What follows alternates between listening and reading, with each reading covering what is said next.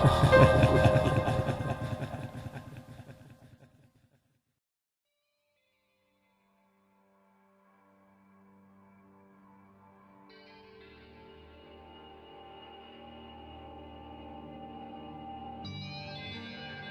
first sighting occurred on April 21st, 1977, at night, by a group of teenagers who were driving through a wooded area when their car's headlights illuminated the creature. The driver, Bill Bartlett, thought at first it was perhaps a cat or dog, but as he got closer, he realized it wasn't either of those. Instead, he described it as a bizarre, unearthly creature crawling along a stone wall that ran adjacent to the road. Bartlett continued to observe the creature and described it as having a disproportionately large, watermelon-shaped head with glowing orange eyes. It had long, thin arms and legs with slender fingers, which it used to grasp onto the wall.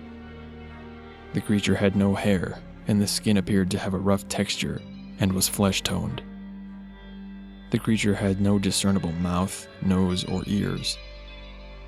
2 hours later, and about a mile away from the first sighting, the creature was seen again, this time by John Baxter, as he was walking home from his girlfriend's house. He saw the creature moving toward him, but when it spotted him, it fled into the woods adjacent to the road. Baxter, thinking it was a neighborhood child, pursued the creature through the woods, across a shallow brook, and through a field. Soon, though, Baxter lost sight of the creature and decided to stop and rest for a minute. As he was resting, Baxter finally got a clear view of the creature, which was leaning against a tree. His description was similar to what Bartlett described, down to the glowing eyes. During the following media circus, Baxter insisted that he made his report without knowing that Bartlett had seen the same creature a few hours earlier. This wasn't the last time the creature was seen.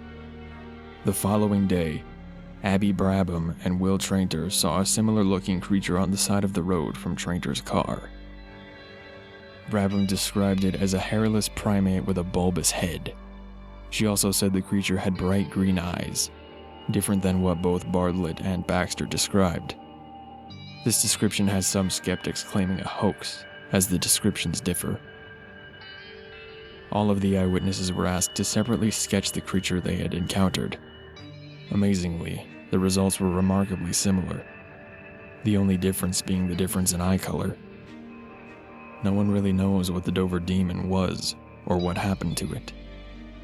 Some ufologists think the creature was some sort of alien. Others speculate that it was a being from another dimension.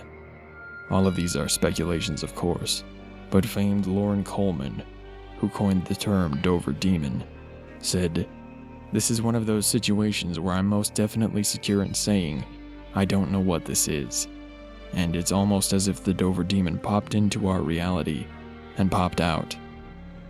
Skeptics weren't without their own theories. One wrote that the description of the creature's head matched that of a newborn moose. This is unlikely, as one of the sightings of the creature specifically stated that the creature had visible fingers, whereas a moose has hooves. Other skeptics mentioned that all the witnesses were high school teenagers and claimed that it was some sort of hoax. In a recent interview, Bill Bartlett stuck by his story, 30 years later. He said he didn't know what he saw, but he saw something. Evidence was never found of the Dover Demon, but the story still persists to this day.